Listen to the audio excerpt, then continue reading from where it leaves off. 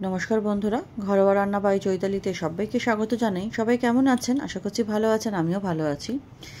ডিম কম বেশি আমাদের সবারই ভীষণ পছন্দ হয়, আর সেই ডিম রেসিপিটাই যদি 10 মিনিটের জন্য হয়ে যায়, 10 মিনিটের মধ্যে, তাহলে তো কথাই নেই।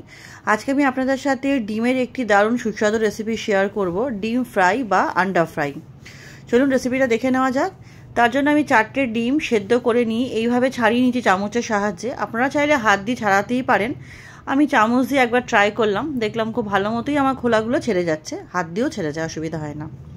4টে ডিম এভাবে আমি ছাড়িয়ে নিলাম। অন্যদিকে আমি 4টে মতো পেঁয়াজ সরু সরু করে কেটে নেবো। খুব সরু করা দরকার নেই, মোটামুটি একটা করলেই হলো। আর প্রায় 7-8টা মতো রসুন হামানদিস্তার মধ্যে একটু থেতো করে নেবো। রসুন থেতো করার সময় নিচে একটা কাপড় রেখে দেবে, নাহলে টাইলস তো একটু অসুবিধা হয়ে থাকে। তারপর ফ্রাইং প্যানের মধ্যে তেলটা একটু বেশি দিলাম, এখানে আমি 3 চামচ মতো তেল দিয়েছি। দিয়ে রসুনটা ফোড়ন দিয়ে ভালো মতো ভাজা ভাজা করে নেবো। তার মধ্যে পেঁয়াজ আর লঙ্কাটা দিয়ে দেবো। দিয়েও খুব ভালো মতো এটা আমাকে ভাজা ভাজা করতে হবে সময় নিয়ে। ভাজা ভাজা করার সময় কিছু গুঁড়ো মশলা দেবো আমি। গুঁড়ো মশলার মধ্যে দেবো হচ্ছে স্বাদ অনুযায়ী নুন, অল্প 1/2 চামচেরও কম দেবো হলুদ গুঁড়ো, লঙ্কা গুঁড়ো দিয়ে দিলাম এখানে 1/2 চামচ মতো, জিরে গুঁড়ো ধনে গুঁড়ো সবই 1/2 চামচ করে দেবো, গোলমরিচ গুঁড়ো দেবো।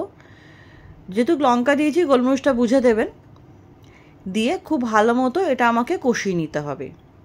নতুন বন্ধু যারা আমার ছোট চ্যানেলে নতুন, ভিডিওটি প্রথম দেখছেন, আমার রেসিপিগুলো আপনাদের সামান্য হলেও যদি ভালো লেগে থাকে, অনুরোধ করব চ্যানেলটি সাবস্ক্রাইব করে পাশে থাকা বেল আইকনটি প্রেস করে অল নোটিফিকেশানটা অন করে দেবেন, যাতে আমি চ্যানেলে যখনই নতুন নতুন রেসিপি আপডেট করব সবার আগে যাতে আপনাদেরকেই নোটিফাইড করে দেওয়া হয়। আর রেসিপিটা ভালো লাগলে লাইক করবেন, ফ্রেন্ডস ফ্যামিলির সাথে শেয়ার করতে ভুলবেন না। খুব ভালো মতো ভাজা ভাজা হওয়ার পর আমি সামান্য একটু জল দিয়ে ঢাকা দেবো 2 মিনিটের জন্য, যাতে পেঁয়াজগুলো লঙ্কা টঙ্কাগুলো একটু সেদ্ধ হয়। তারপর ডিমগুলো সামান্য ছুরির মাধ্যমে কাট লাগিয়ে নেবো চারধার দিয়ে, যাতে ডিমের মধ্যে মশলাটা আমার খুব ভালো মতো ঢুকে যায়। দিয়ে আর কি মশলা দিয়ে ডিমটা খুব ভালো মতো আমার কষিয়ে নেওয়ার পালা। এবার সময় নিয়ে এটা কষিয়ে নিতে হবে।